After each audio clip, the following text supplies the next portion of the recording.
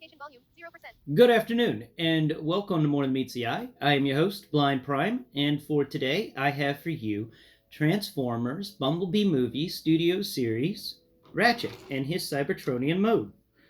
Here he is in all of his ratchety glory. He is some sort of armored personnel carrier type of vehicle, though it's not as like it's a little piddly.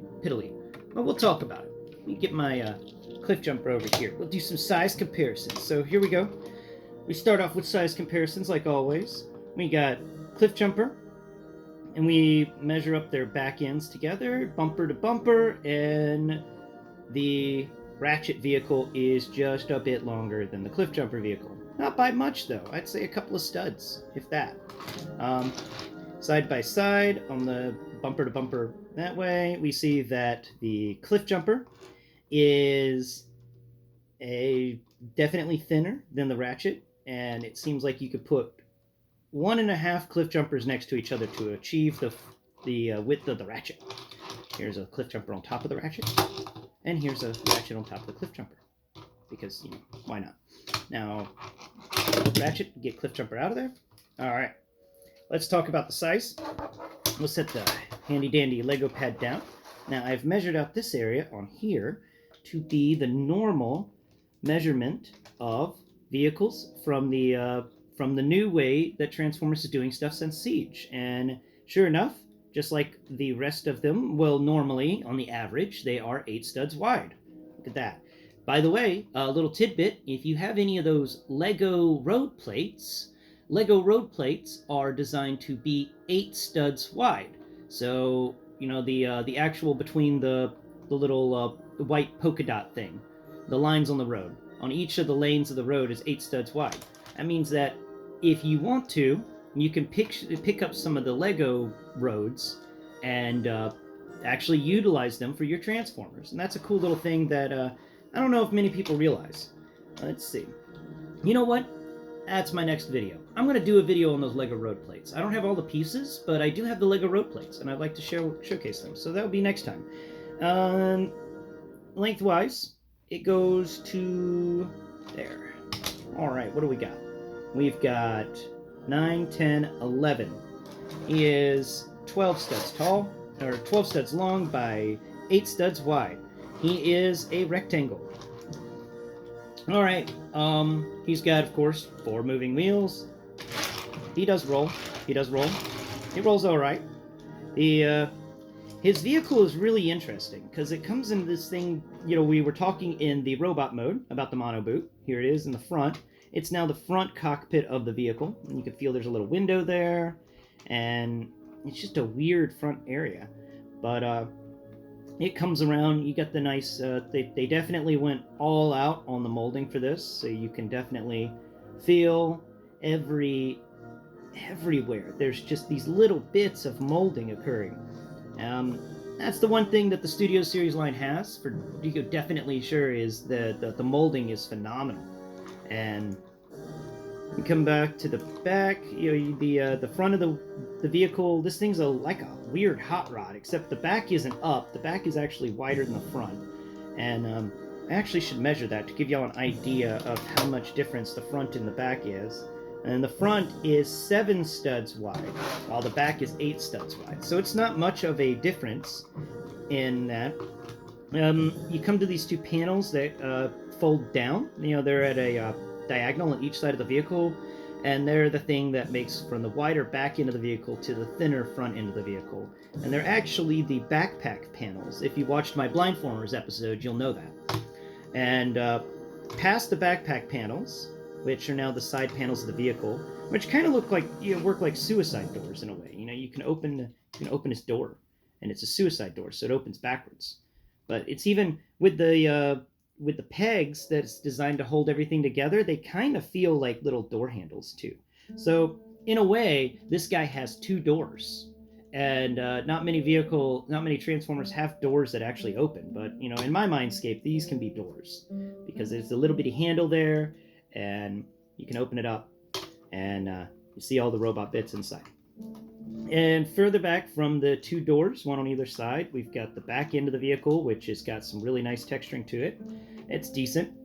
It's you can feel some armor panels there, and on the top you feel the bits of like rocket engines or something, maybe intake valves for his crazy rear wheel drive. I imagine he has rear wheel drive.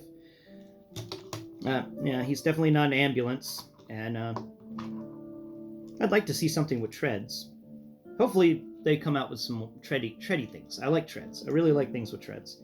All right, and there's the back end. It's even got a place for a license plate, but I don't know why you would put one there. That's kind of weird.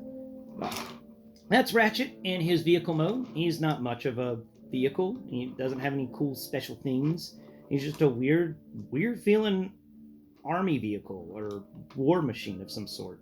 And his gun fits on the top, and he gets a siege peg on the top for his gun to fit into, which is weird because this guy has barely any siege ports anywhere. Other than his hands, this is in the bottom of his feet. This is the only one, and this one is only available in vehicle mode. It is not available in any other configuration of this transformer, which is a little upsetting. I would like to have more siege ports. I am a lover of the expansion ports to allow more guns. But anyway, guys, that is Ratchet. I give his vehicle mode. It's a decent military vehicle. It's got, it's sturdy. It doesn't wobble. Nothing is flopping around in there. The transformation was quite excellent. It all comes together and pegs in nicely for a very firm and concise vehicle mode. So, for my finalization on Ratchet from Bumblebee movie, the robot mode, in my opinion, is trash. The transformation, in my opinion, is quite good. And the vehicle mode is alright. So if, with that information, I hope that I can help you with your decision on whether or not to get Ratchet. But his transformation is definitely an interesting one, and it is enjoyable. And even though it can be slightly frustrating sometimes, but it's a decent transformation and it is fun. The robot mode is just I don't like it. Like I prefer Bumblebee over that. Earthrise Bumblebee over the Ratchet robot mode. And finally, the vehicle mode.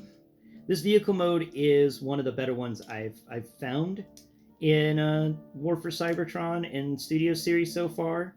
When it comes to like how it feels in its transformed state, this is a good, solid vehicle. The only negative to it is these doors, which I think I like to think of them as doors, and that makes it a little better for me.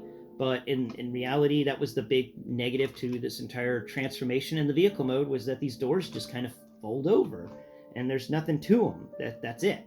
And it was disheartening. I was expecting something cool to happen with the doors. Instead, they just kind of folded over.